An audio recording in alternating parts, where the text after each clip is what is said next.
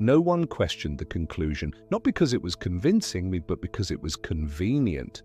The report was signed, the timeline was accepted, and the case was labeled closed.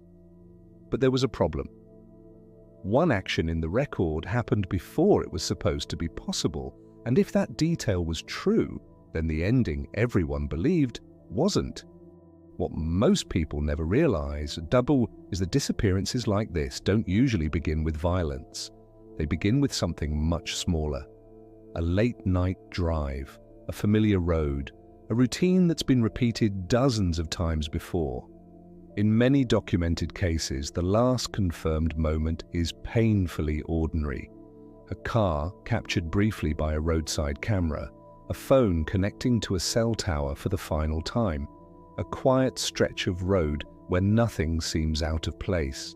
And that's what makes these cases so unsettling, because whatever happened didn't leave a trace loud enough to be noticed right away. No screams, no struggle, just a moment where everything appears normal and then never moves forward again. There was always something uncomfortable about it. Not dramatic, not obvious, just off. People who looked closely felt it, even if they couldn't explain why. The timing felt too clean, the reactions too measured, the explanations too convenient.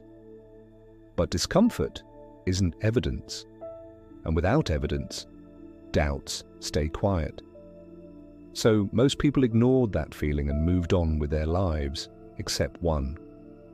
Someone who wasn't satisfied with the answers. Someone who didn't trust how easily everything had been wrapped up. They weren't chasing a conspiracy, they weren't looking for a scandal, they were looking for coherence.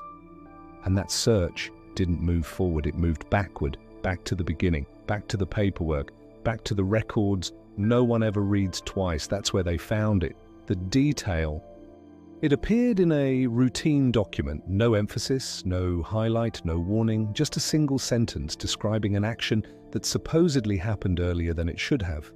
At first glance, it meant nothing, but when placed on the timeline, it created a problem, because if that action had already occurred, then something else must have happened before it. And according to the official story, it hadn't. That one line quietly contradicted everything else. It suggested awareness before discovery, knowledge before confirmation, which raised a dangerous question. Who knew and when? The document was signed, approved, filed away, no corrections, no follow-up. It was treated as harmless. It wasn't. The reason it stayed hidden was simple. No one was looking for it. By the time the detail appeared, the story already felt finished. People wanted closure, not questions. Reopening the case meant reopening pain, and most preferred certainty over doubt. So the system did what it always does when answers feel inconvenient. It moved forward. No institution benefits from admitting uncertainty after certainty has been declared. Not departments, not careers, not reputations. The detail wasn't erased. It didn't need to be. It was left exactly where it was, counting on one thing, that no one would slow down enough to notice it. Once that detail was pulled out of the report, everything had to be checked again. Not emotionally, logically. Times were recalculated, statements were reread, actions were placed back into sequence, and that's when the structure failed. Events that were supposed to happen later appeared earlier. Reactions showed up before their triggers. Decisions came before the information that supposedly justified them. The timeline didn't bend, it collapsed. This didn't mean everyone involved was lying, it meant something more unsettling. Someone had spoken too soon. Someone had acted with knowledge they were not supposed to have yet. And once that possibility exists, the story changes shape. Because accidents don't require anticipation, they don't require preparation. Only plans do. After the contradiction surfaced, something changed. Not publicly, not officially, but quietly.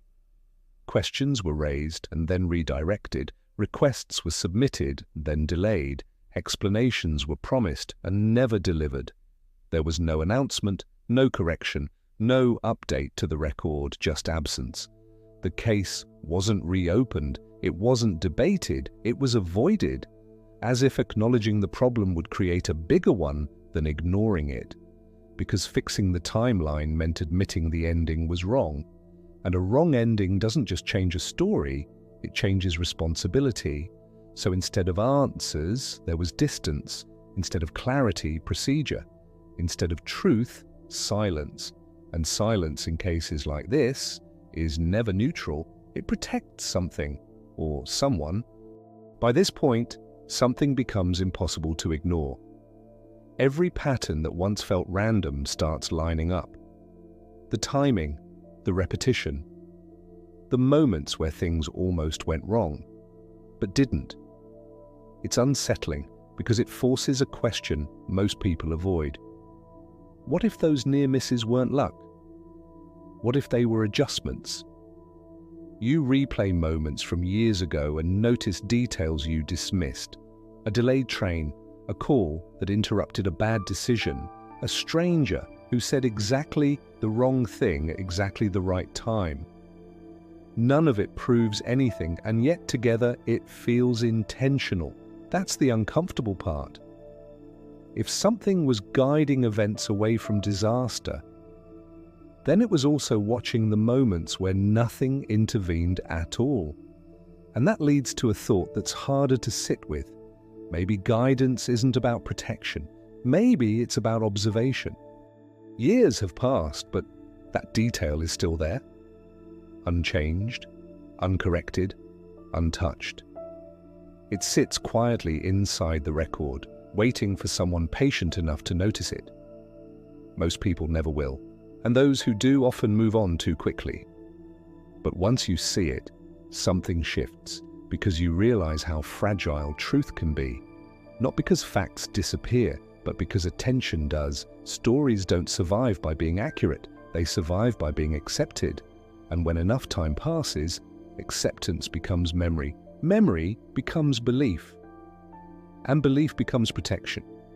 That's why this matters now, not because the case is active, not because justice is still possible, but because the same mechanism is still being used or in places we assume are transparent, by people we assume are careful. And once you understand that, or you stop listening to conclusions, you start watching timing. The story everyone accepted was never entirely false. That's what made it convincing. It contained enough truth to feel complete, enough detail to silence doubt, and enough certainty to discourage questions. But incomplete truths don't collapse. They settle. They become part of the background, something you stop noticing because it's always been there. That single overlooked detail didn't expose a villain.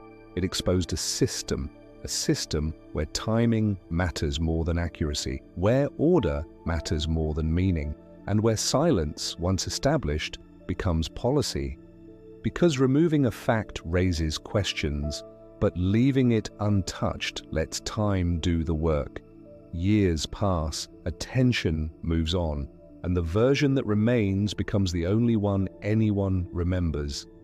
That's why cases like this don't disappear.